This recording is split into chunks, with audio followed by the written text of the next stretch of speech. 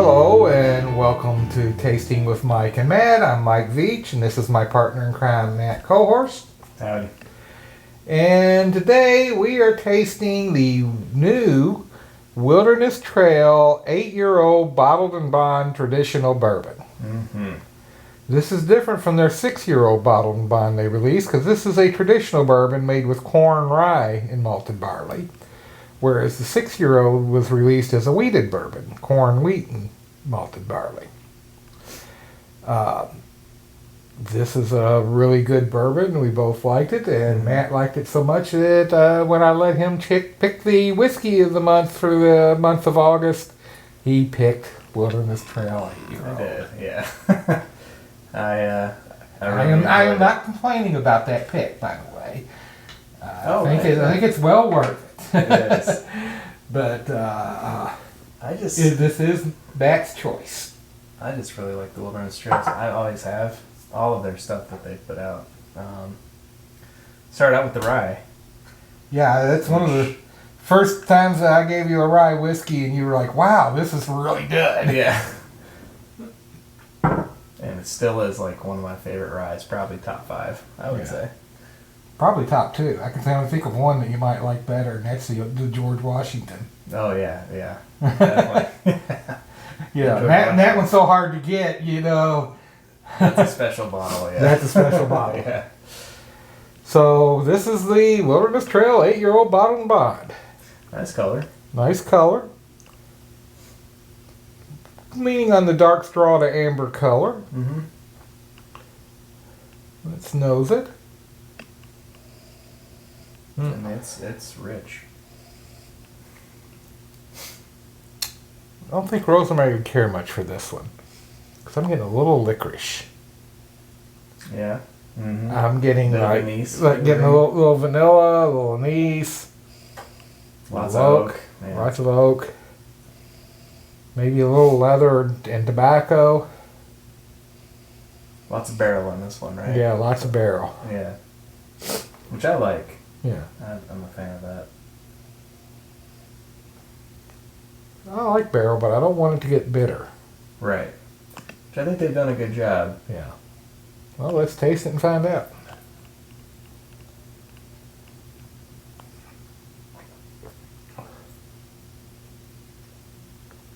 You do get that anise, you get that anise flavor. I get immediately get chocolate, caramel, a little peanut butter. See, I'm getting almost a little raspberry or cherry. Yeah, that too. Right, yeah. Mm-hmm.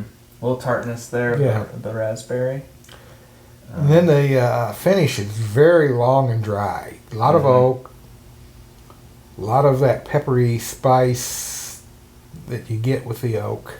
Just kind of seems to linger right there. Kind of linger. But the nice thing about it is I'm getting a little bit of that lingering raspberry, cherry, berry flavor too, which balances it out. And that to me, that's what sets this above something like a Knob Creek. The balancing of the balancing out. To me, I've always found Knob Creek to be very tannic on the end. And, frankly, I don't drink a lot of it because it gives me heartburn because it's so tannic. Mm-hmm. But this seems to be able to. It seems, I think that little berry kind of lingers long enough to balance out that tannic oak. Mm-hmm. I'll be honest with you, though. I think I would have preferred this at a 7-year. You think so? Yeah. Hey, man. Yeah. But maybe they that's me. You like more tannins than I do. I think I do. Yeah. Yeah. I think that's part of my Yeah. So let's try for cranberry. Preferences.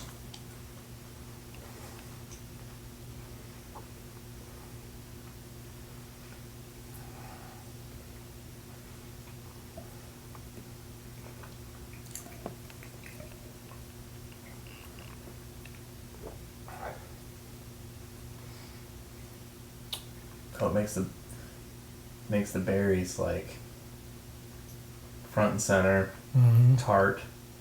It's almost like a. It really takes that tannin out of it. It does. Even on the finish, I think. There's still a little of that tannin, but it's not nearly as dry and tannic as it was straight up. Mm-hmm. So for me, it was like vanilla, and then just like huge shot of berries right in the back. And a little spice there, but yeah. Not a whole lot. But not a whole lot, no. Yeah, I think I like it. Definitely neat. Prefer. Yeah. The cranberry. Yeah, to me, I think the cranberry's making it a little too one-dimensional. Yeah, I think so. Yeah. Well, let's cleanse our palate.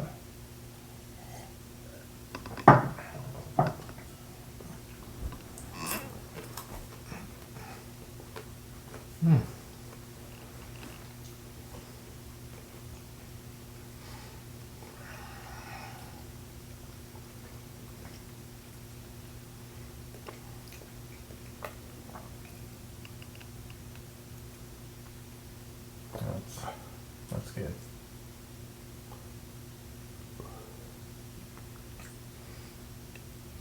That's good, but it really, for me, that's pushing too much tannins. Yeah. To me, it's like chocolate, almost like chocolate syrup on vanilla ice cream for me. Like and then yeah, like in the back, it's very oaky, and yeah, you get a lot of the barrel, like you know. I agree. It does bring out a little chocolate, and to me, the vanilla comes more of a caramel. But down the finish, it just becomes just a little bit too tannic for my taste.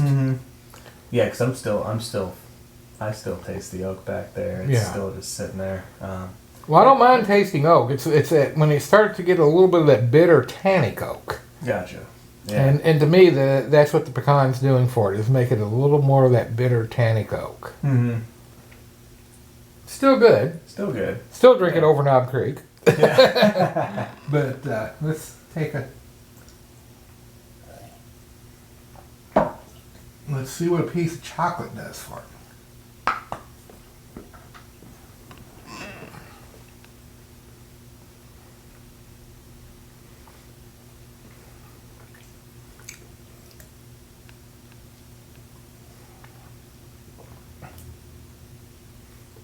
Actually, that's good. That's really good. You know, when I drink this whiskey from now on, I'm going to be eating some chocolate with it. Because believe it or not, the chocolate kind of takes some of that tannin out of it. It really does, yeah. It opens up the fruit. And you got that lingering chocolate from the candy. So you're really getting that fruit, almost like a chocolate covered raisin or a chocolate covered cherry or something along those lines. Yeah, like a raisinette. Yeah, raisinette or a dried fruit covered in chocolate. Yeah. Yeah, I mean, I think that's good. That's really good. I think that might be like neat, or that the chocolate is where it's at for me. Yeah. So, there you go. That's Wilderness Trail 8-year-old Bottled-In-Bond. Our whiskey of the month for August 2022. Cheers. Cheers.